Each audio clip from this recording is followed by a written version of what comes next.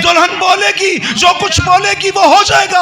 आप मायूसी की हालत में बोलेंगे, मायूसी आएगी। आप जो है खुशहाली को बोलेंगे, शादमानी को बोलेंगे, वो आएगी, क्योंकि ये आपके बोलने का वक्त है। यर्मिया हम बीमार पड़े हैं, यर्मिया हम मरने की हालत के अंदर हैं। लिखा है खुदा अपना कलाम नाज़िल फरमा के शिफा देता है। तो यर्मिया आप अपने खुदा से कह,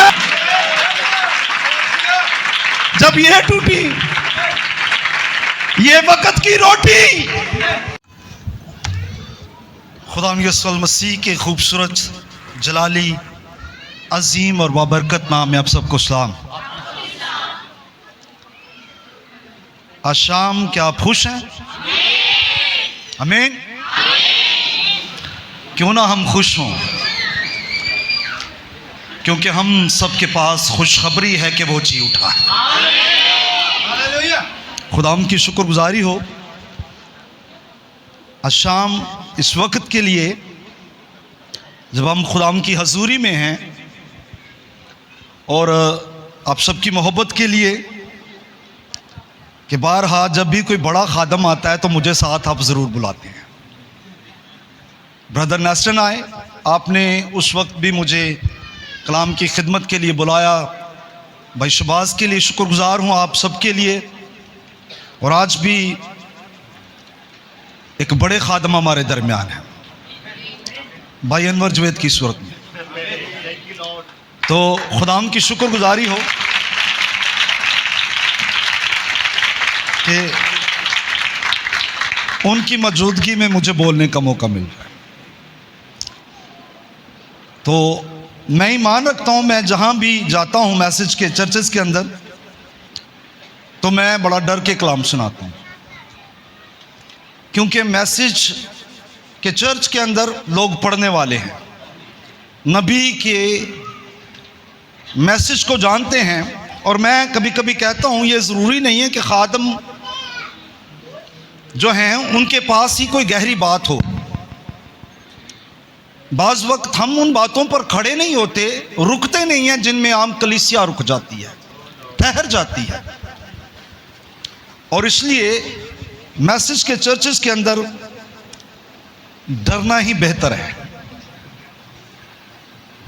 क्योंकि यहाँ पर कलाम के मुतलाशी भूखे और प्यासे मौजूद होते हैं। मुझे भाई ने कहा कि आप शिफा पर बात करेंगे, और मुझे उन्होंने यर्मिया में से एक आयत मेरे सामने रखी कि आप इस पर कलाम सुनाएंगे। मैंने कहा जब मैं पहली दफ़ा आपके चर्च में आया था तब भी मुझे आपने यही मजमून दिया था। तो उन्होंने कहा फिर आज आपके पास यही मजमून है, क्योंकि नए लोग हैं कुछ, तो आप ज़रूर इस पर बात करें। तो इनकी मोहब्बत के लिए शुक्रगुजार हूँ, और बिलखसूस अपने बुज़ुर्ग भाई के लिए कि उनके सामने मुझे ये खिदमत का मौका मिल रहा है। और इनकी कोशिशों से बहुत से खादम जो हैं वो पाकिस्तान के अंदर कायम हुए और खड़े भी हुए। शुआए खुदा के मुक़द्दस कलाम के एहतराम में अपने कदमों पर खड़े होंगे। और मेरे साथ यर्मिया की किताब निकालेंगे, और भाई शबाज ज़रा पढ़ने में रहनुमाई कर दें। उसका 8 बाब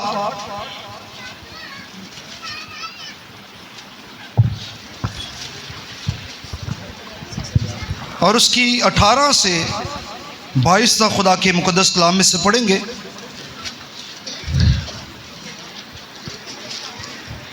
एक्सक्यूज़ मी साहब, ये इंतज़ामिया भाइयों से दरख्वास्त है, ये चलना फिरना पीछे बंद कर दें, कलाम शुरू हो गया है। मेहरबानी करके जो लोग अंदर आ सकते हैं वो अंदर आ जाएं, आपकी बड़ी मेहरबानी। चलना फिरना बिल्कुल बंद कर दें। कलाम खुदा में लिखा है, काश कि मैं गम से तसल्ली पाता, मेरा दिल मुझ में सुस्त हो गया। देख मेरी बिनते कौम के नाला की आवाज़ दूर के मुल्क से आती है। क्या खुदावन सयून में नहीं? क्या उसका बादशाह उसमें नहीं? उन्होंने क्यों अपनी तराशी हुई मूर्तों से और बेगाना माबूदों से मुझको गज़बनाक किया। फसल काटने का वक़्त गुज़रा, गर्मी के अयाम तमाम हुए और हमने रिहाई नहीं पाई। अपनी बिनते कौम की शिकस्तगी के सबब से मैं शिकस्ता हाल हुआ, मैं कुड़ता रहता हूँ। हैरत ने मुझे दबा लिया। क्या जलाद में रोगने बलसान नहीं है? क्या वहाँ कोई तबीब नहीं? मेरी बिनते कौम क्यों शिफा नहीं पाती? आमीन आमीन। एक और रेफरेंस हम पढ़ेंगे, दूसरी सलातीन उसका पहला बाब, उसकी पहली आयत से 5वीं आयत तक खुदा के कलाम में से हम पढ़ेंगे।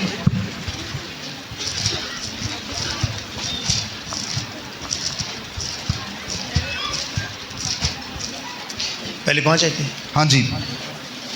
और अखियब के मरने के बाद मुआब इसराइल से बागी हो गया और अख्जिया उस झिलमिलीदार खिड़की में से जो सामरिया में उसके बालाखाना में थी गिर पड़ा और बीमार हो गया। सो उसने कासदों को भेजा और उनसे ये कहा कि जाकर अकरून के देवता बाल ज़बूब से पूछो कि मुझे इस बीमारी से शिफा हो जाएगी या नहीं। लेकिन खुदावंद के फरिश्ता ने एलिया तिशबी से कहा, उठ और शाह सामरिया के कासदों से मिलने को जा और उनसे कह, क्या इसराइल में खुदा नहीं जो तुम अकरून के देवता बाल ज़बूब से पूछने चले हो? इसलिए अब खुदावंद यूँ फरमाता है कि तू उस पलंग पर से जिस पर तू चढ़ा है उतरने ना पाएगा, बल्कि तू ज़रूर ही मरेगा। आमीन। सो खुदा के कलाम का पढ़ा सुना जाना हम सब के लिए बाइस बरकत हो। दुआ मांगेंगे। हमारे आसमानी बाप, तो हम सब को जानता है और हम सब की ज़रूरतों को। आज तेरे लोग तेरे हजूर हाज़िर हैं और तेरा कलाम हम सब की ज़रूरत पूरी कर सकता है। इसलिए आ और अपने लोगों से बोल। हम मुंतज़र हैं और खुदावंद हम जानते हैं कि तू जब बोलता है तो खुदावंद ये सदा ये आवाज़ आती है कि जब वो हमसे बातें करता था तो क्या हमारे दिल खुशी से ना भर जाते? खुदावंद आज ऐसी ही शादमानी, कुव्वत और बरकत तेरे लोग पाएँ, मसीह यीशु के नाम से आमीन। तशरीफ़ रखें।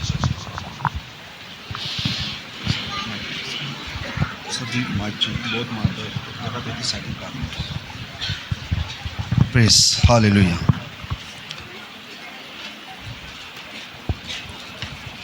आज की शाम जब हम यहाँ पर जमा हुए हैं,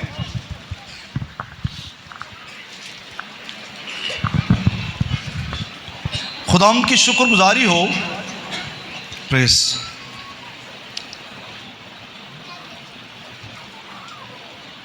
कि वो खुदा है जो हमारी ज़रूरतों को जानता है और वो ज़रूरत के मुताबिक बोलता भी है। और आज की शाम मैं ज़रूर आपसे कहूँगा, बड़ा कुशादा दिली से बैठकर खुदाम के कलाम को अपने अंदर उतरने दें। याद रखें, शिफा जो है वो खुदाम के कलाम के अंदर है। एक वक्त था जब मैं बहुत बदरूहें निकालता था और मैंने अपनी ज़िंदगी में ये देखा कि ये लोग जो बदरूहों के जकड़े हुए हैं, जब ये आते हैं बदरूहें निकल जाती हैं, उसके बाद ये उस खादम के करीब भी नहीं आते। और अक्सर ऐसे होता कि दुआ बड़ी करनी पड़ती, बड़ी मेहनत से। बारहा इब्लीस ऐसे भी केस आए कि इब्लीस जो है वो सामने खड़ा हो जाता और ललकारता भी, जैसे जात का जूलियत उसने ललकारा। लेकिन लोग इन बातों को नहीं देखते कि खुदा के खादम कितनी मेहनत करते हैं। बस अपना काम निकला और उसके बाद खादम को पूछते भी नहीं। लेकिन उसके बाद मुझे एक फार्मूला मिला बदरूहें निकालने का और लोगों की शिफा का, और उसके बाद मैंने उस फार्मूले को इस्तेमाल किया और वो मैं आपको भी बताना चाहता हूं कि वो फार्मूला है क्या जिससे आप जो चर्च के अंदर बड़ी मुश्किलें लेकर आते हैं, बीमारियां लेकर आते हैं, बदरूहों में जकड़े हुए लोग होते हैं, किस तरह आज़ाद हो सकते हैं। और वो फार्मूला खुदाम ने मुझे दिया कि जैसे कलाम अंदर जाएगा बदरू बाहर आ जाएंगे।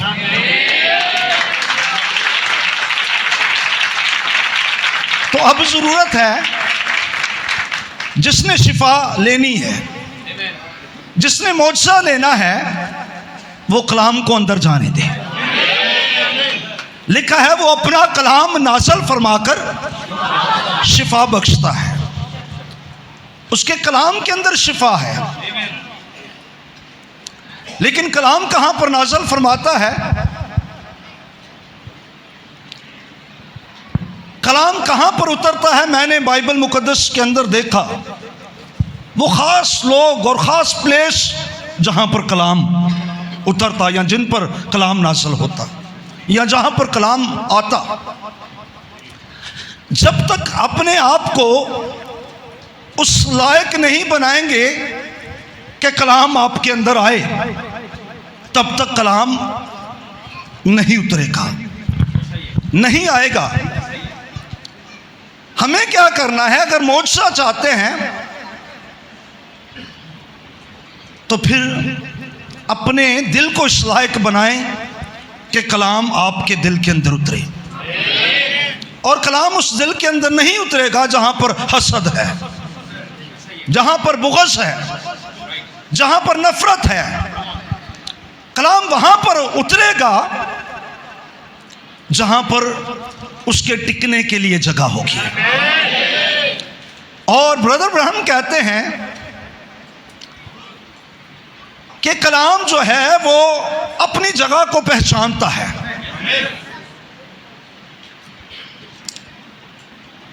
बब्बर पर कलाम नहीं उतरा, यानी अलूहियत की ममूरी रुल कुछ उस पर नहीं आया, बल्कि जब एक बर्रा यूहन्ना के पास आया तो उस बरे पर रुल कुछ कबूतर की मानंद उतर गया। कबूतर अपनी छत को पहचानता है, कबूतर अपनी जगह को पहचानता है, उसे पता है मैंने कहां पर उतरना है। आज भी वही है, क्योंकि वो कल आज बल्कि अब तक यकसा है। और जब वो यकसा है तो उसे पता है कि उसे कहां पर उतरना है, कहां पर आना है। इसलिए अगर चाहते हैं कि हम शिफा पाएं तो अपने आप को तैयार करें और कलाम को उतरने दें। याद रखें, बादशाह के पास पैगाम आया कि तू मर जाएगा। कोई हिलर नहीं उसने बुलाया, इत्थे आके जरा मेरे ते दुआ ते कर। झुक गया और दुआ मांगने लगा, अपने घर में ही बैठा। उसके दिल को खुदा ने देख लिया और खुदावंद अपने नबी को वापस भेजता है और उसकी उम्र को बढ़ा देता है। याद रखें, जब आपका दिल पाक होगा और इस लायक होगा कि कलाम वहां पर ठहरे, तो कोई आए ना आए, आप घर बैठे शिफा पा जाएंगे, जिंदगी पा जाएंगे। इसलिए आज शिफा किसके पास है? कलाम। और कलाम आपके जब अंदर आएगा तो आपके अंदर शिफा आ जाएगी। तो आज इसे इस शिफा को जो कलाम के जरिया से है रिसीव करना है। तो आज हम देखेंगे, मुझे कहा गया रोगने बलसान पर बात करें। यर्मिया एक रोने वाला नबी किस वक्त आया? जब कौम बनी इस्राएल बरगश्ता हो गई, जब इन्होंने बुत परस्ती करना शुरू कर दी, जब इन्होंने जिंदा खुदा को छोड़ दिया। ये कौन सा वक्त जब ये बाबल की असीरी में जाने वाले, उससे पहले यर्मिया आकर इनके दरमियान कलाम की मुनादी कर रहा। इनके हालात उस वक्त दुरुस्त नहीं, ये कौम बुत परस्ती की तरफ जा रही और उसमें खूब मगन हो गई। इन्होंने गैर मबूदों की प्रस्तिश करना शुरू कर दी। इन्होंने अपने लिए शिकस्ता होश खोद लिए। यर्मिया की किताब पढ़ें, खुदा मुखातब होता है और कौम से कहता है नबी के जरिया से कि वो कौन सी जगह है जहां तूने बदी नहीं की, हरामकारी नहीं की। तूने ऊंचे मुकामों में हरे दरख्तों के नीचे बुत नस्ब किए और तू रूहानी ज़िनाकारी के अंदर पड़ गई। रूहानी ज़िनाकारी यानी तू कस्बी बन गई। कस्बी किसको कहते हैं? जो अपने शोहर को छोड़कर किसी और के साथ ताल्लुक कायम कर लेती है। इस कौम ने भी ऐसा किया, जिंदा खुदा को छोड़कर बुतों के साथ अपने ताल्लुक कायम कर लिए। और इसके लिए एक वक्त में कलाम भी आया, मैंने तुझे तलाकनामा लिखकर छोड़ दिया है। इसकी हरकतों के सबब से, इनके कामों के सबब से, ये वो कौम जिनके साथ कलाम, अगर तुम मेरे शब्दों को मानोगे, उनका एहतराम करोगे, तो फिर मैं तुम्हें बरकत दूंगा। तुम्हारा एक शख्स 1000 पर भारी गालिब आ जाएगा। कितने शख्स? एक शख्स 1000 पर और 2 शख्स नहीं, आपकी गिनती यहां पर गलत है।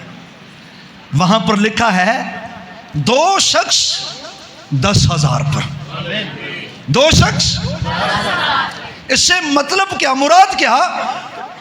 अगर 2 होंगे यूनिटी होएगी तो बरकत बहुती होएगी। तो यही तो मसला है, हम यूनिटी के अंदर नहीं आते, यही मसला है। नहीं तो बरकत बढ़ जाए,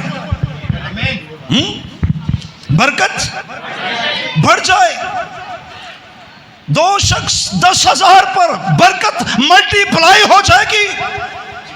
अगर 2 शख्स यूनिटी कर लें, जिस बात के लिए जमीन पर 2 आदमी मुत्तफिक होंगे, वो आसमान पर हो जाएगा।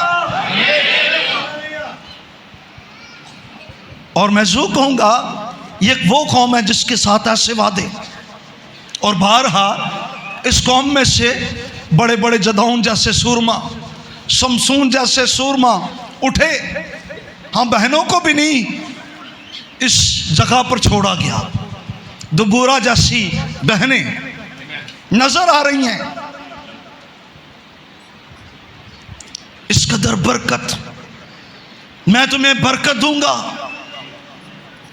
मैं तुम्हें बढ़ाऊंगा और तुम्हें सरफराज करूंगा। लेकिन अगर तुम ऐसा ना करोगे, तुम जिंदा खुदा की प्रस्तिश ना करोगे, तुम मबूदों के और मबूदों की प्रस्तिश करोगे, तो फिर तुम कौमों के अंदर तितर बितर हो जाओगे। और यही काम इन्होंने करना शुरू कर दिए। शब्दों का एहतराम नहीं रहा और मबूदों की प्रस्तिश करना शुरू कर दी। अब यर्मिया के पास किस बात का पैगाम आया? यर्मिया के पास यही इनके लिए पैगाम, तुम्हारे शब्दों के एहतराम को ना करने के सबब से अब तुम्हारी जमीन 70 साल के लिए शब्दों का आराम पाएगी। तुम्हारी बुत परस्ती के सबब से अब खुदा तुम्हारे दरमियान नहीं रहेगा और तुम क्या हो जाओगे? असीर हो जाओगे। लेकिन यिर्मयाह रोने वाला नबी, और मैं कभी कभी यिर्मयाह को पढ़ता हूं, इसको बड़ा मारा भी गया है, इसकी बड़ी मुखालफत हुई, लेकिन तो भी अपनी कौम के लिए रोता है। आंसू बहाने वाला शख्स, क्योंकि इसके अंदर मसीह का रूह था। किसका रूह था? मसीह का। क्योंकि कलाम मुकद्दस में लिखा है कि नबियों के अंदर किसका रूह था? मसीह का रूह था।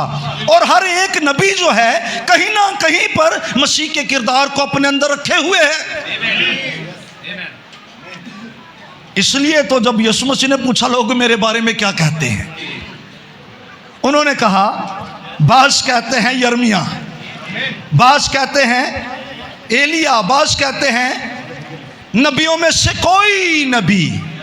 यीशु मसीह ने कहा तुम मेरी बाबत क्या कहते हो? उसने पतरस चिल्ला उठा, तू जिंदा खुदा का बेटा मसीह है। अच्छा, लोगों ने क्यों कहा? लोग क्यों कहते थे कि तू ये यिर्मयाह है? लोग क्यों कहते थे ये जो है एलिया है? मैं कभी कभी सोचता हूँ, मैं कहता हूँ जब लोग यिर्मयाह को स्टडी करते होंगे, यिर्मयाह के अंदर जो खुसूसियात थी वो कहाँ पर थी? वो यीशु मसीह के अंदर थी। और जो एलिया के अंदर खुसूसियात थी वो किसके अंदर थी? और नबियों के अंदर उससे अपनी सिफात को जो है वो जो है बखेर दिया। कोई ना कोई नबी किसी ना किसी बात में मसीह को जो है उसकी तस्वीर को पेश करता, लेकिन जितने नबी किसी ना किसी किरदार को लेकर आ रहे, उनके अंदर मसीह का रूह किसी ना किसी तौर पर उनके अंदर वो किरदार नजर आ रहा। मैं कभी कभी सोचता हूं ये वो है नबी जिन्होंने कहा खुदा का कलाम मुझ पर खुदावंद यूं फरमाता। थोड़े वक्त के लिए उन पर खुदा का कलाम नाज़िल होता और फिर काम करके ऐसे ही है, लेकिन उनके अंदर मसीह का किरदार। हम तो जिंदा खुदा का मकदस है, और जब हम जिंदा खुदा का मकदस हैं तो मसीहों में पूछ सकता हूं क्या मसीह का किरदार हमारी जिंदगी के अंदर है?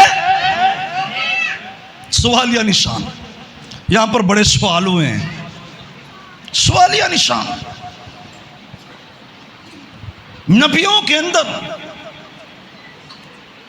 अब बात करना चाहता हूं यिर्मयाह, वो क्यों ना रोए? क्योंकि उसके अंदर कहीं पर मसीह था, इसलिए वो रो रहा। वो मसीह की तस्वीर को पेश करता।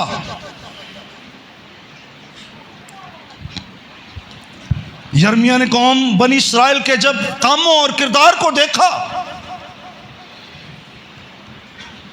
वो रोता है। खुदा उनसे नबी के जरिया से कलाम कर रहा है। जहां पर नबी है वहां पर खुदा मौजूद, और खुदा नबी को किस लिए भेजता है? ताकि अपना मुंह बनाकर अपना कलाम लोगों तक पहुंचाए। आप भी खुशकिस्मत हैं क्योंकि आपके पास नबी का कलाम है।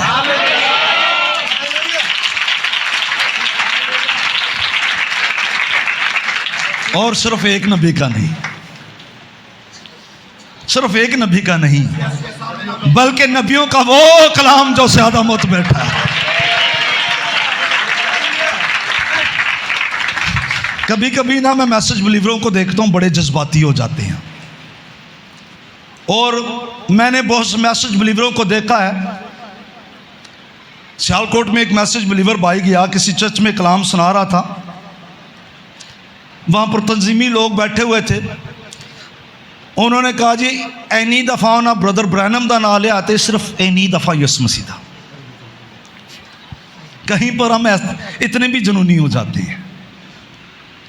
खुदा का शुक्र है हमारे पास नबी का कलाम है। लेकिन बात को करना चाहता हूं, यिर्मयाह रो रहा। इसी तरह एक दिन खुदा का बेटा यीशु मसीह वो भी ज़ैतून के पहाड़ पर खड़ा हुआ, रोना शुरू हो गया। क्यों? यिर्मयाह देख रहा है और इसे घोड़ों के टापुओं की आवाज सुनाई दे रही है जो दूर के मुल्क से आ रही है। इसी तरह खुदा का बेटा सन 70 को देख रहा था जब तीतस यरूशलेम को तबाह करने के लिए आ रहा, इसलिए वो भी रो पड़ा। बात को बढ़ाना चाहता हूं, हमें गौर करने की जरूरत है मेरे बहनों भाइयों। ये कौम वो है जिनके पास खुदा का नबी आया और इनके पास खुदा का कलाम लेकर आया और इतना गमगीन है, लिखा है काश कि मैं गम से क्या पाता, तसल्ली पाता। मेरा दिल मुझ में सुस्त हो गया। मेरा दिल मुझ में क्या हो गया? मैं बड़ा गमज़दा हूं, मुझे तसल्ली नहीं मिल रही। मैं इस गम से काश तसल्ली पाता। देख मेरी बिनते कौम के नाला की आवाज दूर के मुल्क से आ रही है। कहां से आ रही है? और ये मुल्क कौन सा था जहां पर से उसे आवाज सुनाई दे रही? ये बाबुल था। नबूकदनेस्सर चढ़ाई करने वाला था। नबी हैं जो आवाज को सुनते हैं। इसलिए एलिया ने कहा अखयब नीचे उतरा।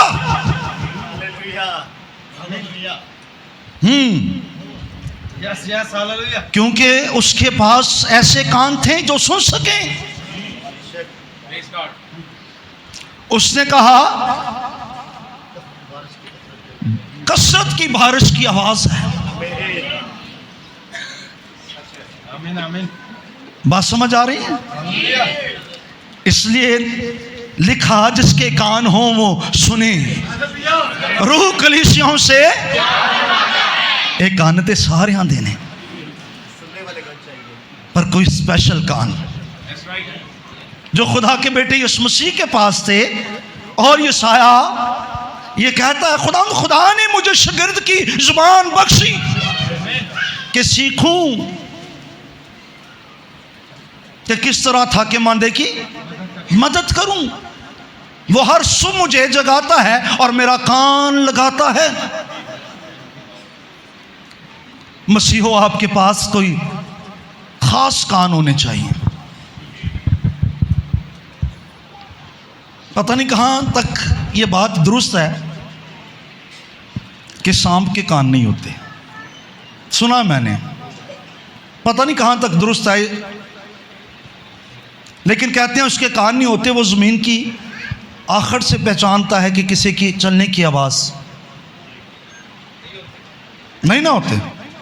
इसलिए सप दी नस्ल दे भी कान को नहीं। इसलिए लिखा ना जिसके कान हो, ਇਹਦਾ मतलब सप दी नस्ल दे कान नहीं ने।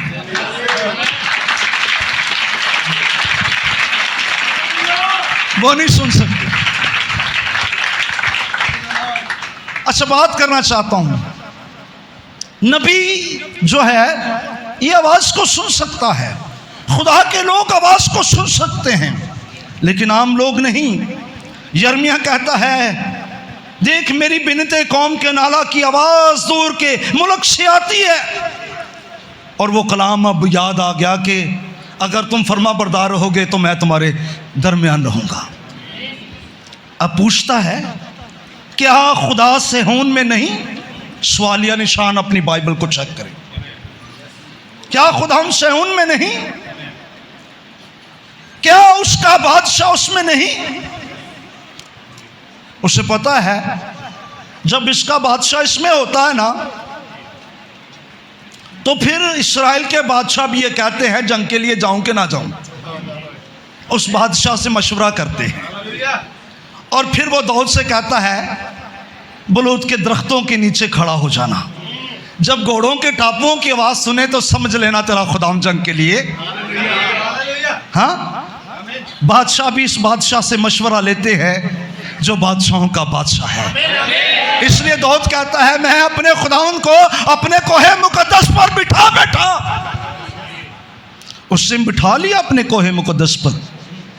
आपको पता है जब अहद का संदूक आया तो दाऊद अपने बादशाही चोगे को उतार कर उस तख्त के सामने नाच रहा। मैं कभी सोचता हूं दाऊद खुदा के दिल के मौफिक था ना। हाँ, उसने कहा होगा इस चोगे की औकात क्या है तेरे सामने। अही तो कोट पैंट पा लिए थे साड़ी आकड़ ही नहीं पाई जाती। हाँ, उसने कहा होगा खुदा तेरे तख्त के सामने मेरी क्या औकात। इसलिए उसके दिल के मौफिक था। हाँ मेरे अजीज बहनों भाइयों, इसने कहा यिर्मयाह ने क्या खुदाउन सेऊन में नहीं, क्या उसका बादशाह उसमें नहीं। अब खुदाउन जवाब देने लगा है। अब खुदावंद और जवाब क्या है, उन्होंने क्यों अपनी तराशी हुई मूर्तों से और बेगाना मबूदों से मुझको गजबनाक किया। नबी सवाल कर रहा है क्या खुदा से उनमें नहीं, क्या उसका बादशाह उसमें नहीं। खुदा ने क्या जवाब दिया, अब खुदा बोला है। पहले कौन बोल रहा था, अब कौन बोला। उसने क्या कहा, उसने कहा उन्होंने क्यों अपनी तराशी हुई मूर्तों से मुझे। अगर नबी बोलता ना तो कहता उसने क्यों, इन्होंने क्यों तराशी हुई मूर्तों से खुदा को गजब। लेकिन यहां पर कौन बोल रहा, खुदा बोल रहा। और बेगाना मबूदों से मुझको गजब ना किया। फसल काटने का वक़्त गुजर गया, गर्मी के अयाम तमाम हुए और हमने रिहाई नहीं पाई, हमने रिहाई नहीं पाई। अपनी बिनते कौम के शिकस्तगी के सबब से मैं शिकस्ता हाल हुआ, मैं कुड़ता रहता हूँ, हैरत ने मुझे दबा लिया। क्या जलाद में रोग ने बलसान नहीं, जलाद में रोग ने बलसान नहीं। अब जलाद ये है क्या, जलाद ये वो जगह, ये वो मुकाम जहां पर लाबन और यकूब के दरमियान गुफ्तगू होती। ये वो जगह जब लाबन और यकूब अपने मामू लाबन के घर से अपने बीवी बच्चों को लेकर आया, अब लाबन उसका पीछा कर रहा, मैं इसे वापस लेकर जाऊं। किस लिए, क्योंकि जब से यकूब मेरे घर में आया मेरे घर में बरकत आ गई। खुदा के लोग जहां पर जाते हैं बरकत वहां पर जाती। मैं कभी कभी कहता हूं मैंने पाकिस्तान में बड़े दावेदार पादरी देखे और मौजूद हैं, अब मेरे को बड़ी बरकत कलीसियां गुरबत के अंदर। भाई तू गया है जिन लोगों के दरमियान, क्या वहां पर बरकत आई। बरकत का कलाम तो तेरे मुंह के अंदर है। ये जहां पर भी जाता बरकत। इसका बाप भी ऐसा था इसहाक, इसहाक का बाप इब्राहिम, जहां पर जाता सूखे हुए कुएं भी जरहेज हो जाते, पानी देना शुरू हो जाते। बरकत वाला शख्स। मैं कदी कदी कुड़ियां मुंडियां नूं आखना, आ जेड़े गली च खलो के वाल सीधे करते रहंदे ने, इंज दियां पैंटां पाइयां, पूरे महल्ले दियां गलियां दा कचरा घर लै जांदे ने। ये पता नहीं कुड़ियां किंज उन्होंने पिछे लगियां फिरदियां ने। राखल ने इंतजार किया, उसे पता वो बरकत वाला है। राखल ने उसका इंतजार किया। अब बरकत वाले का इंतजार करो तो समझ लगती है। ये जरा बरकत तो बगैर है ना, छड़ दो नाल तो अनु भी रोलेगा। मैं अक्सर कहता हूँ मसीहों की बेटियां भी और बेटे भी खूबसूरत हैं, लेकिन जो ही शादी होती है रंग बिगड़ जाते हैं। वजह वो नकम्मे ना ब्याह कर लेता, रोटी खवांदा नहीं छजना, ये किथे रंग रूप रहना है। गल समझ आ रही है? मजमून कुछ और जे फिर इथे। अच्छा, अब ये वो जगह, ये इसको पकड़ कर कहां पर ले जाना चाहता है? वापस। और मैं कभी कभी सोचता हूं, बड़ी खूबसूरत बात रूल कुछ ने मुझ पर खोली। ये कब जा रहा था? जब यूसुफ पैदा हुआ। यूसुफ की पैदाइश के बाद खुदा ने कलाम किया, अब तू अपने खानदान को वापस याकूब लौट जा। ओ यूसुफ मसीह की मिसाल। हालेलुया। और जब मसीह पैदा हुआ तो हमें भी वापस घर जाने का पैगाम मिल गया। हाँ, वापस जाने का पैगाम मिला। और जब याकूब जा रहा है, लाबन पीछे वापस आना चाहता है। हमें उधर एक तरफ याकूब के ख़ानदान के, दूसरी तरफ लाबन के रात में खुदा ने मुदाखलत कर दी। इसको कुछ ना कहीं, इसको जाने दे। हाँ, अगो हूँ कल की करन डे है।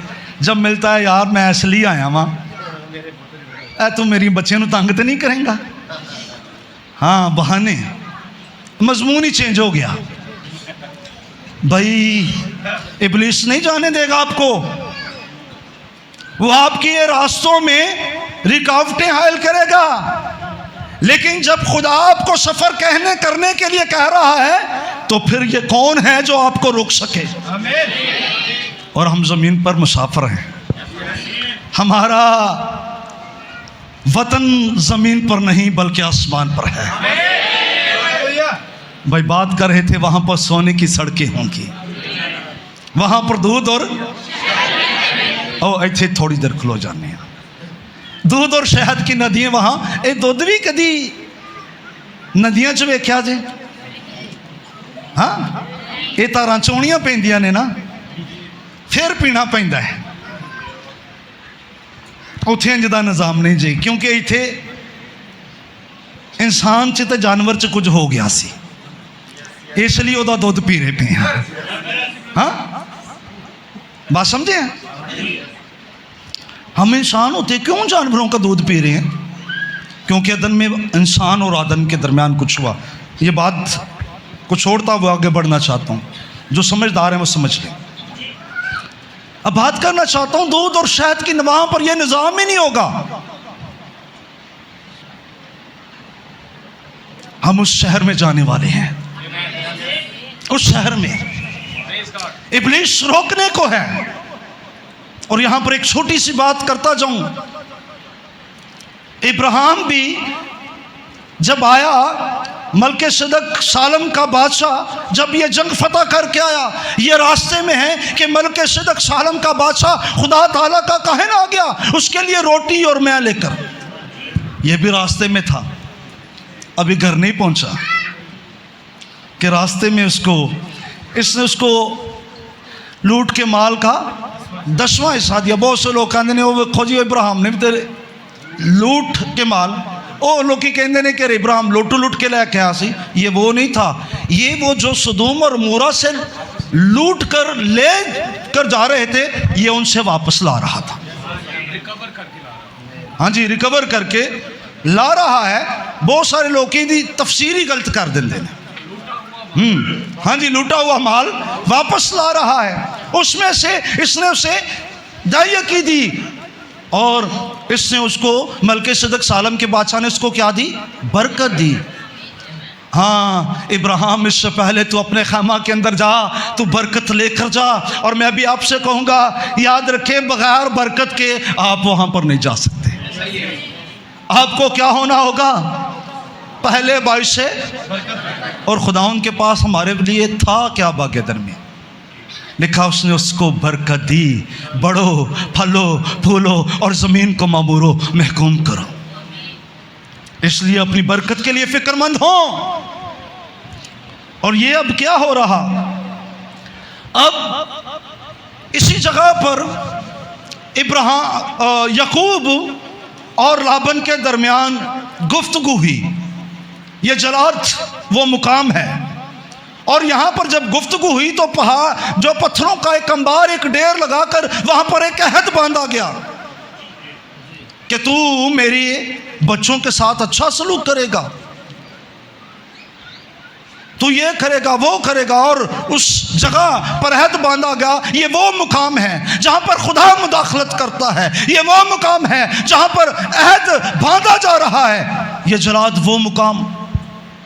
और इस जगह पर बलसान के दरख्त, कलाम मुक़द्दस को पढ़ें,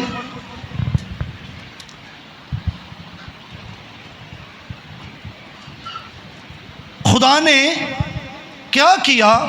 खुदा ने जब आसमान और ज़मीन ये तमाम चीज़ें बनाई तो खुदा ने तमाम के तमाम चीज़ों के अंदर कहीं ना कहीं पर अपनी सिफात को बखेर दिया। इसलिए ज़मीन पर कोई भी चीज़ है, कोई जानवर है, कोई परिंदा है, कोई भी चीज़ है, चाहे वो दरख्त हैं, पहाड़ हैं, वादियाँ हैं, वो खुदा की सिफ्त से कहीं पर खलक हुए, वजूद में आए। अब हर जड़ी बूटी के अंदर किसी ना किसी बीमारी की मेडिसिन है। ये मेडिसिन के ज़रिया से शिफा है। ये किस तरह हुई? क्योंकि शाफी ने अपनी सिफात को बखेरा। और जब शाफी अपनी सिफात को बखेर रहा था तो इसने बलसान पर, मेरा ख्याल है, कहीं पर ज़्यादा गौर कर लिया। बलसान एक ऐसा दरख्त जिसके रोगन से लोगों के लिए मुख्तलिफ बीमारियों से शिफा। और मैंने बलसान के दरख्त को देखा। ये पहाड़ों पर होता है और जहां तक मैंने देखा, इस दरख्त से ज़्यादा शायद किसी दरख्त से ज्यादती हो। इसकी कॉम्पलों को तोड़ा जाता है जगह जगह से। और जब तोड़ते हैं 30-40 सेकंड बाद वहाँ से बाम जो है वो गिरना शुरू हो जाता, जिसे आप रोगने बलसान कहते हैं। वो ऑयल ड्रॉप की सूरत में गिरता और उसे छोटी छोटी बोतलों में जमा किया जाता। मुख्तलिफ जगहों से इसकी कॉम्पलों को तोड़ा जाता। और जब वो जो है वहाँ से ऑयल बंद हो जाता तो बारहा जो है इसके तने को जो है वो चीरा जाता, वहाँ पर जो है उसे मारा जाता ताकि वहाँ से रोगन मिले। इस शेष रोगन को लेने के लिए बलसान के दरख्त को जगह जगह से छेदा जाता ताकि इसके ऑयल से मुख्तलिफ बीमारियों जो हैं उनकी शिफा हो। खुदा ने इस कदर इस दरख्त को, बलसान को जो है बरकत दी, इस कदर इसके अंदर बीमारियों की शिफा। अब ये रोगने बलसान इसराइल के दरमियान मौजूद ये दरख्त, और वहां पर तबीब भी बहुत, और वो तबीब, वो डॉक्टर लोगों की बीमारियों के लिए इस रोगन को दे रहे हैं, लेकिन लोग बीमार हाल, लोग शिफा नहीं पा रहे। और जब शिफा नहीं पा रहे तो यिर्मयाह चिल्ला उठा क्या जलाद में रोकने बलशान नहीं? क्या वहां पर कोई तबीब नहीं? मेरी बिनते कौम क्यों शिफा नहीं पाती? बुलसान भी था, रोगन भी था, तबीब भी थे, लेकिन शिफा नहीं, क्योंकि ये कौम नाफरमान हो गई। ये कौम बुत परस्ती करने लगी, इन्होंने खुदा को गज़बनाक कर दिया, और जब ये काम हुआ तो फिर शिफा का अमल खत्म। इसलिए यिर्मयाह चिल्ला उठा, जब तक तू ही ना शिफा दे हम क्यों कर शिफा पा सकते हैं? जब तक तू ही ना बचाए हम क्यों कर बच सकते हैं? अब वो मुझसे कहते हैं कि खुदा का कलाम कहां पर है, अब नाज़िल हो। अब क्या हो? क्योंकि उनको पता था कि खुदा ने नबी की मार्फत यह फरमाया, वो अपना कलाम नाज़िल फरमाकर शिफा देता है। यिर्मयाह से कहते हैं, यिर्मयाह हम बीमार पड़े हैं, यिर्मयाह हम मरने की हालत के अंदर हैं। लिखा है खुदा अपना कलाम नाज़िल फरमा के शिफा देता है। तो यिर्मयाह अब अपने खुदा से कहे उसका कलाम कहां पर है, वो नब नाज़िल हो, क्योंकि हमें शिफा की जरूरत है। वो उनकी डिमांड वो यिर्मयाह से कहते। मैं कदी कदी कहना असी खुदा नूं मानने आ, पर खुदा दी नहीं मानते। हम खुदा को तो मानते हैं पर खुदा की ऐ हाल सी जिस कौम था। खुदा को मानते, यहोवा के गीत भी गाते, लेकिन उसकी नहीं मान रहे और मबूदों की प्रस्तिश। अब शिफा इनके लिए रुक गई। यिर्मयाह से खुदा कहता है, तू इनके लिए दुआ ना करी। कई भाजपा जानते होने ने, हाथ रखते होने ने। मेरे साथ अक्सर हुआ है, मैं दुआ करना कई जगह ते इंज होया कि लोगों ने मेरा हाथ फड़ के अपने ते रख लेता। इंज की होएगा? मैं कहना जिहड़ी कौम ने खुदा दे हत्थां थले रह के शिफा नहीं पाई, उन्हें खादम दे हत्थां थलों की पानी है शिफा?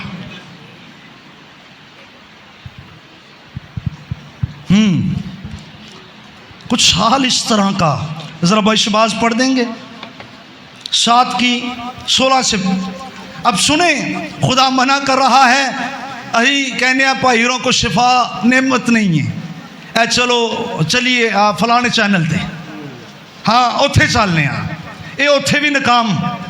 ए चलो वो दूजे भाई को चलने आ, ओदी भी बड़ी मशहूरी है, उठो फिर तीजे चैनल ते। ये साढ़े पादरी को शिफा दी नहीं, वो को कलाम है, वो को कलाम की बरकत है। ए भाई साहब कहते हैं अपना चैनल ही बदल लेंगे, को शिफा दी नेमत। अपने आप को नहीं चेक करते, साड़ियां किंज दियां करतूतां।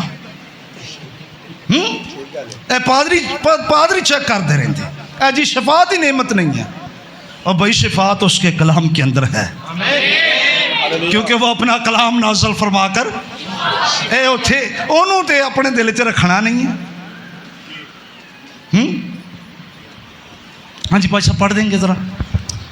बस तो इन लोगों के लिए दुआ ना कर। अब यिर्मयाह से खुदा कहता है, बस तो इन लोगों के लिए दुआ ना कर। हाँ जी, और इनके वास्ते आवाज बुलंद ना कर, और मुझसे मिन्नत और शिफायत ना कर। हाँ, अब नबी को मना कर रहा खुदा, तू मिन्नत और शिफायत ना कर। हाँ जी, क्योंकि मैं तेरी ना सुनूंगा, मैं तेरी ना सुनूंगा।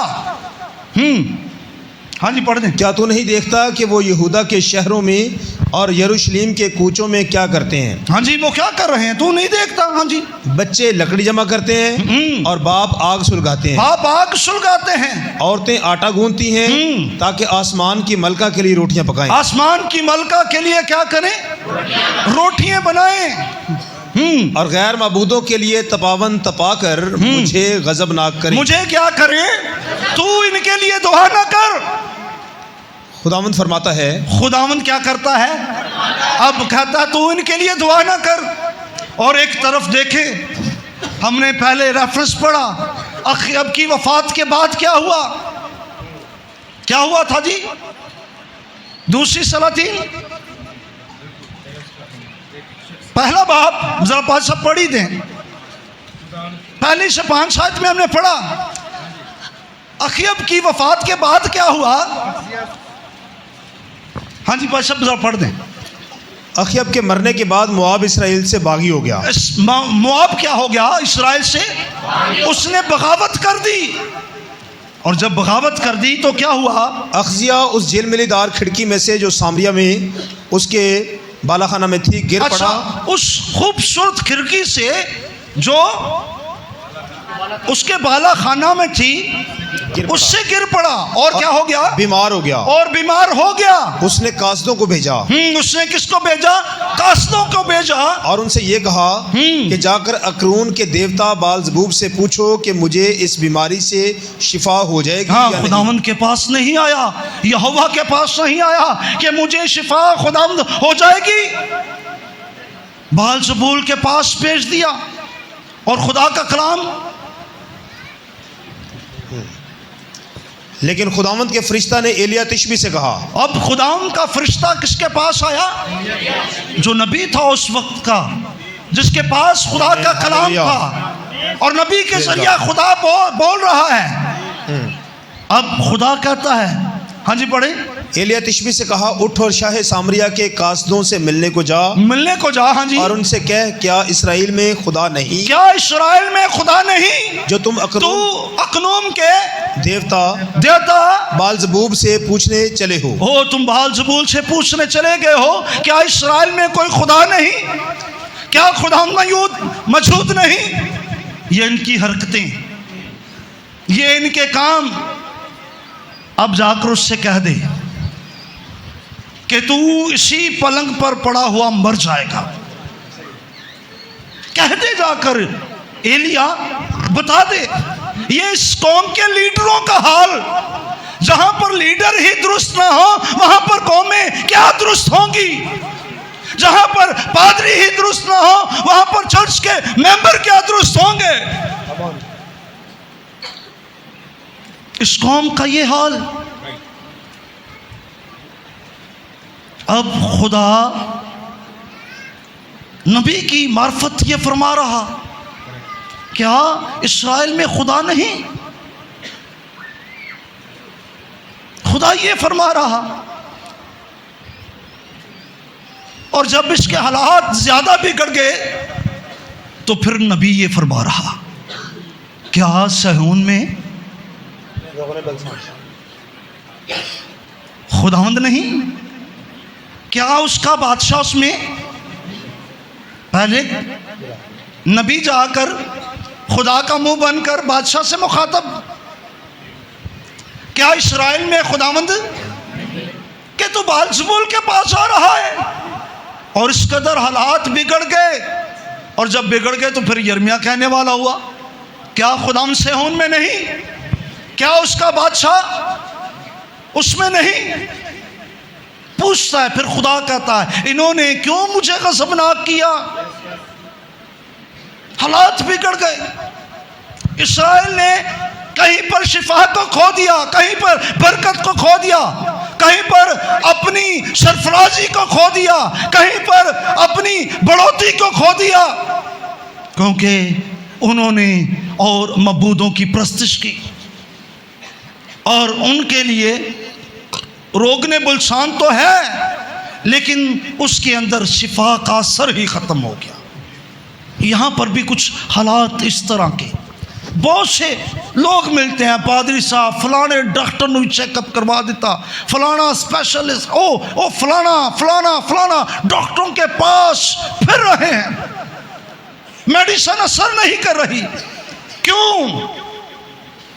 क्या वजह है?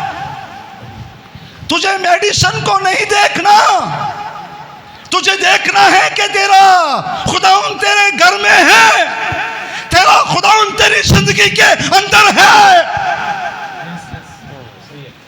क्या तेरा खुदावंद जो अपने फरिश्तों को मुकर्रर करता है कि तेरी सब राहों में तेरी निगहबानी करे, क्या वो तेरे दरमियान है?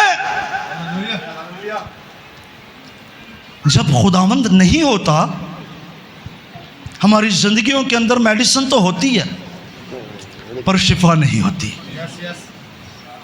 लेकिन मैं जो कहूँगा मेरे अजीज बहनों भाइयों,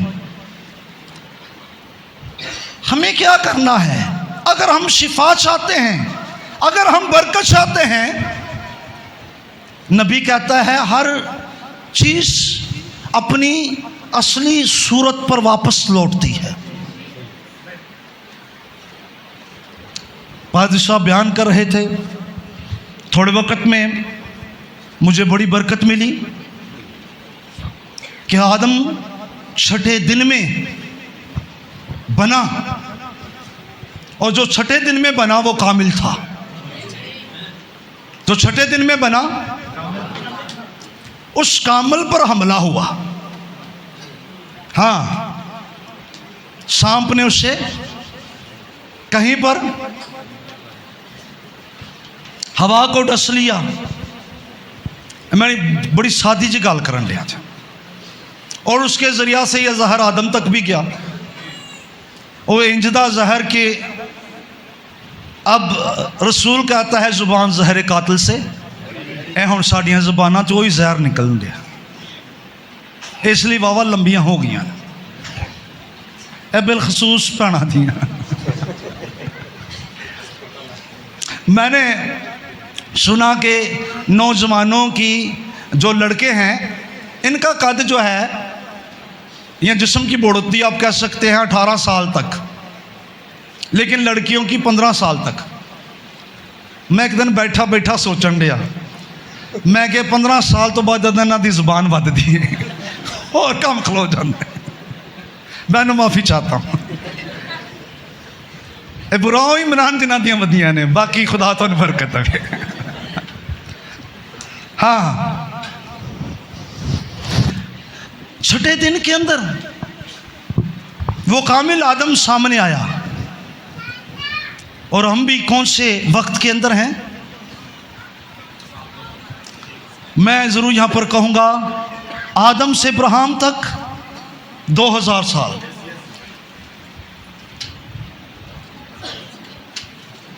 और इब्राहिम से यीशु मसीह तक, और यीशु मसीह से अब तक। इसलिए वक्त का पैगाम आया छठे 1000 साल में।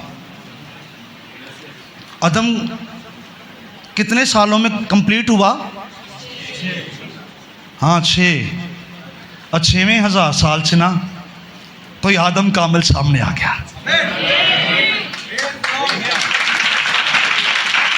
ऐसा ही है, तो अभी कोई कामिल ही आ रहा है, एक कामिल दुल्हन। ये छठे 1000 साल से ये काम स्टार्ट। मैनू इन्हां दे मैसेज होण गल मिली सी।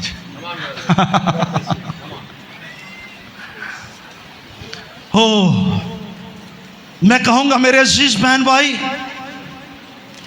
अगर तेरी बरकत कहीं पर रुक गई, तेरी शिफा कहीं पर रुक गई, तो वापस आ अपनी असली हालत में, लौट आ उस असली सूरत पर। तेरे लिए सब कुछ है। खुदा का कलाम तेरे लिए ये है, और ये अदन में था, और खुदा का कलाम ये है, बढ़ो, फलो, फूलो, ज़मीन को ममूरो महकूम करो और इस पर इख्तियार रखो। ये दुल्हन के बोलने का ज़माना है। दुल्हन बोलेगी तो सब कुछ उसी तरह पर होता जाएगा। दुल्हन बोलेगी, जो कुछ बोलेगी वो हो जाएगा। आप मायूसी की हालत में बोलेंगे, मायूसी आएगी। आप जो है खुशहाली को बोलेंगे, शादमानी को बोलेंगे, वो आएगी, क्योंकि ये आपके बोलने का वक्त है। ये आपके बोलने का वक्त। और जरूर कहूंगा, इस्राइल पर वो रो पड़ा, तूने अपने वक्त को ना पहचाना।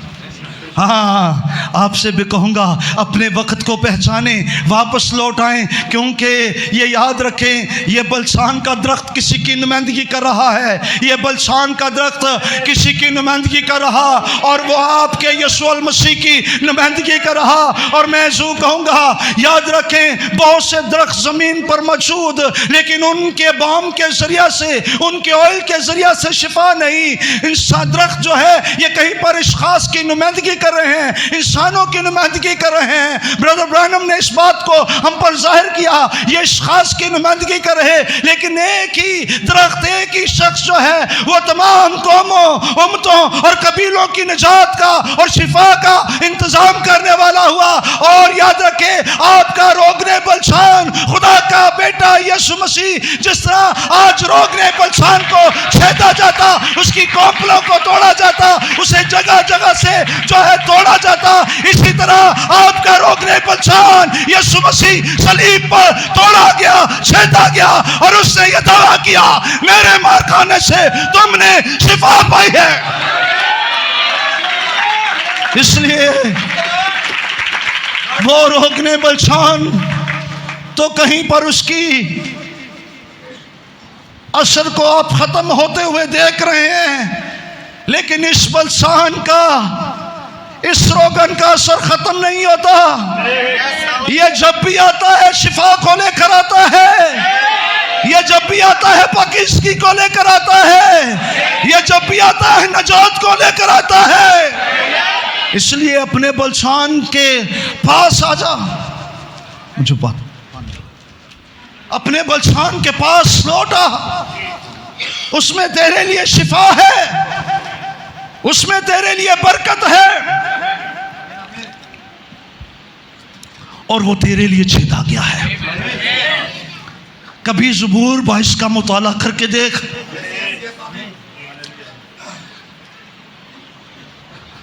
ईस्टर का सीजन गुजर रहा है। ईस्टर पर क्या हुआ? ज़बूर 22 की नबी का था, बहुत सी पेशगोइयां पूरी हो गई, और ज़बूर 22 को पढ़कर देख, तेरा रोगने बलशान किस तरह छेदा गया। किसी ने कहा, जब जगह जगह से रोगने बलशान की कौंपले तोड़ देते हैं तो वो रोना शुरू हो जाता है। वो भी रोना शुरू हो गया किसी वक्त में तेरे लिए, और वो खुदावंद ज़बूर 22 फरमाता है वो किस तरह छेदा गया। लिखा है, मेरी जुबान मेरे तालू से चिपक गई, और आप सभी जानते हैं जुबान किस वक्त तालू से चिपकती है,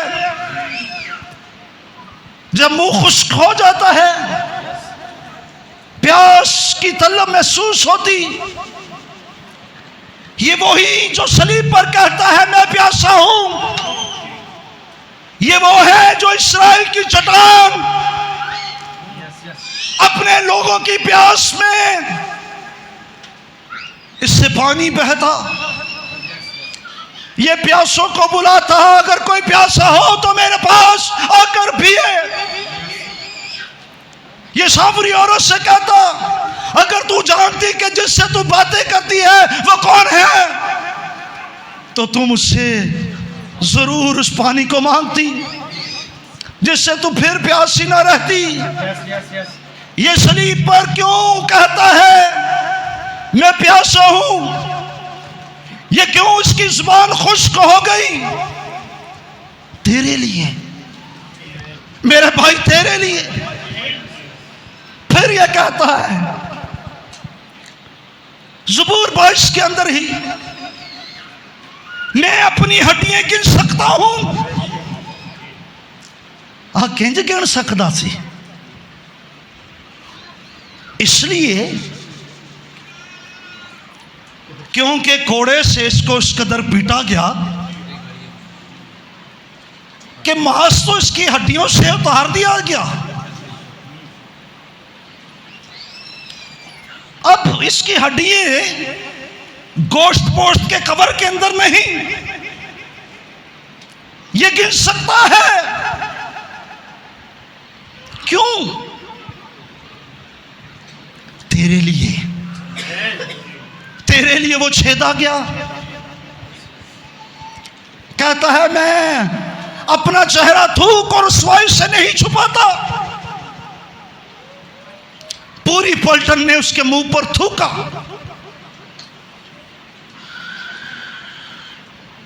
कहीं पर शायद आंखों से आंसू नहीं गिर रहे, पूरी पलटन का थूक उसके मुंह से गिर रहा था।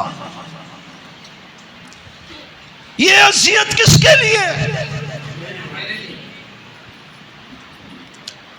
मेरे भाई, नौजवान भाई, नौजवान बहन, जो दावे करता है ना मैं तेरे लिए जान दे दूंगा, उसके दावों पर तू बड़ा गौर करती है, उसके दावों पर तू बड़ा गौर करता है मेरे भाई। लेकिन तेरे लिए जिसने छुटवा दिया अपना आप, अपने मुंह पर थकवा लिया, कभी उस पर भी गौर कर। वो बादशाहों का बादशाह, वो तबीब आजम, वो शरून का फूल, वो वादी का शोषण, वो तेरे लिए आ गया ताकि वो रंगेदा जाए, वो कुचला जाए। ब्रदर ब्रायन कहते हैं उस दिन क्या हुआ होगा? ब्रदर ब्रायन कहते हैं जब उसने अपने कंधों पर सूली उठाकर कलवरी का सफर किया होगा, नबी कहता है उसकी सफेद पोशाक वो होगा, वो खून के धब्बे बढ़ते जा रहे होंगे, उसके कंधों पर सलीब,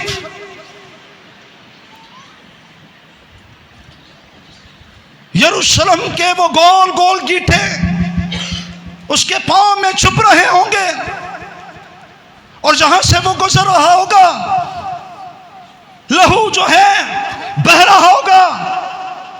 बहुत से पूछते होंगे इसके सर पर कांटों का ताज क्यों, इसके कंधों पर सलीब क्यों?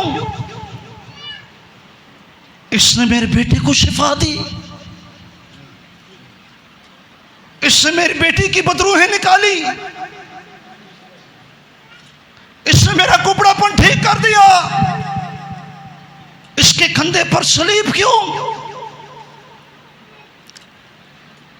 और बहुत से कहते होंगे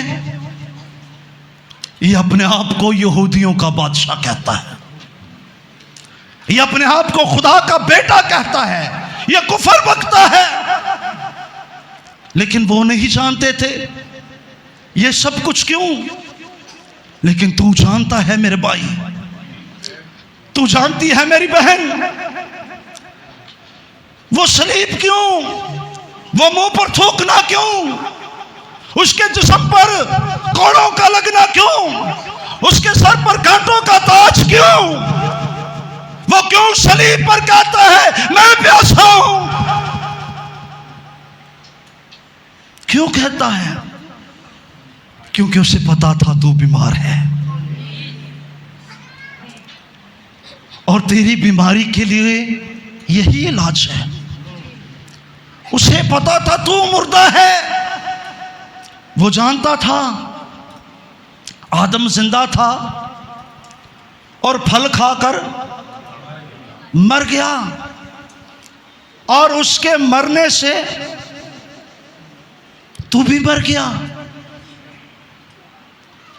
वो जानता था आदम जिंदा था, फल खाकर मर गया, और उसके मरने से तू मर गया। अब वो जानता था कि मैं जो जिंदा हूं मुझे मरना है, ताकि मेरे जी उठने से तू भी जी उठे, मेरे जी उठने से तू भी जी उठे, तेरी जिंदगी के अंदर शिफा आ जाए, तेरी जिंदगी के अंदर बरकत आ जाए, तू मायूस ना रहे। मैं थोड़े दिन पहले चर्च में कलाम सुना रहा था, ब्रदर ब्रायन का मैंने मैसेज पढ़ा, अमावस की रात के शागिर्दों के तलक से पादरी साहब ने प्रिंट करवाया। मायूस शागिर्द थे वो, ईस्टर का ही दिन था, उनको ये खुशखबरी भी मिल गई औरतों के जरिया से कि वो जी उठा है, तो भी रास्ते में गमगीन जा रहे हैं, बातें करते जा रहे हैं। और मसीह भी उनके साथ हो लिया। और जब मसीह उनके साथ हो लिया, उनकी आंखें बंद थी। और बंद क्यों थी? उनकी कम इत्तेकादी के सबब से। बंद क्यों थी? उनकी कम इत्तेकादी के खुशखबरी भी मिल गई कि वो जी उठा है। हाँ, फिर भी अखां बंद। ऐसा ही है ना। और फिर किस तरह खुली? हाँ, पहली बात, वो राह चलते चलते उसने कहा, ऐ नबियों की सब बातों को मानने में सुस्त इत्तेकाद हो, सुस्त इत्तेकाद। क्या लिखा नहीं कि मसीह का दुख उठाना और फिर उसका जी उठने के तलक से। फिर लिखा उसने नबियों की सब बातों में, तुरेत में और सहीफों में से वो सब बातें उन पर खोल दी। और मैं समझता हूं जो मायूस हैं उनकी जिंदगी में कहीं पर कलाम खुला नहीं है। और जिनकी जिंदगी के अंदर कलाम खुल जाता है वो मायूस नहीं रहते। कहीं पर मायूसी है तो फिर कलाम नहीं खुला।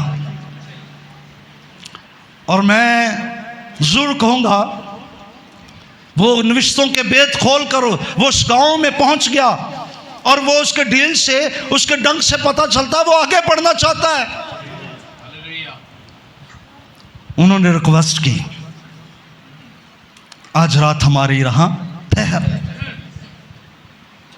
जा। आज वो उनके साथ अंदर चला गया। शाम होती जा रही है, दिन ढल गया है, आज हमारे पास शहर।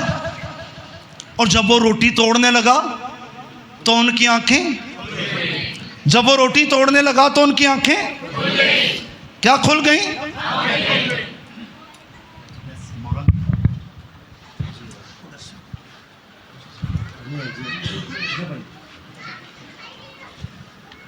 मुझे दे दे।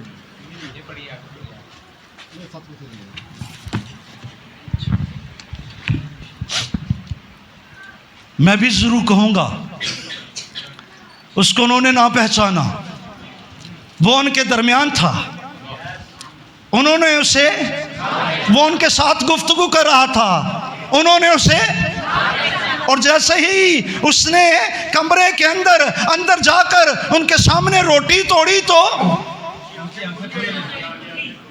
मैसेज भी लो रो, जब मोहरें टूटी ना तो हमारी भी आंखें खुल गई। जब ये टूटी, ये वक्त की रोटी, किसकी रोटी? कदी इंज होया कि भुख लगी होए ते पानी पी के रज जाओ, फिर तलब किसकी होती है? हाँ, तो वक्त के कलाम से भी, जब तक वक्त का कलाम आपके पास ना होगा आप शेर और असूदा ना होंगे। जब तक वक्त का कलाम आपके पास होगा ना होगा आपकी ज़रूरत पूरी नहीं होगी। आज के वक्त की ज़रूरत आज के वक्त का कलाम है, और ये मोहरें टूटने से हम तक पहुंचा है, ये मोहरें। और जब उनके सामने रोटी टूटी, उनकी आंखें खुल गई, और मोहरें टूटने से जो बनाए आलम से पेशतर थे, उसके मंसूबा के अंदर थे, उनकी आंखें खुल गई, मायूसी खुशी में तब्दील हो गई। आज इसलिए नारे बजते हैं मैसेज बिलीवरों के दरमियान, क्योंकि मोहरें टूट गई हैं। और जब मोहरें टूट गई हैं तो मायूसी कहां पर गई? मायूसी ते आज मायूस हो के इथों बीमार ही नहीं वापस आना। बस क्या करें, आज के कलाम को उतरने दें। कलाम शिफा देगा। जिन्होंने इत्थे नहीं ना मिलेगी, परेशान नहीं होना। कोड़ी रास्ते च जाते जाते पा गए सन, कोड़ी रास्ते में। हाँ, कितने कोड़ी थे? वापस के नहीं आए? ओ, एक क्यों आया? हाँ हाँ, नहीं, हाँ जी, शुक्रगुजारी करने के लिए। आप जानते हैं ना, वो सामरी था। हाँ, तो वो 9 तो अपने काहिन के पास चले गए, लेकिन उसका काहिन तो यहाँ पर था, सरदार काहिन। उसको तो यहाँ पर ही आना था ना, उसको तो यहाँ पर ही आना था। तो मैं ज़रूर कहूँगा वो कहाँ पर शिफा पाने की पा रहे थे? कुछ नू इत्थे हो जाएगी तो कुछ नू राह जाने जाने हो जाने, क्योंकि हमारा रोग ने बलशान कभी फेल नहीं होता, हमारा तबीब आजम कभी फेल। तो शिफा किसकी है? आपकी।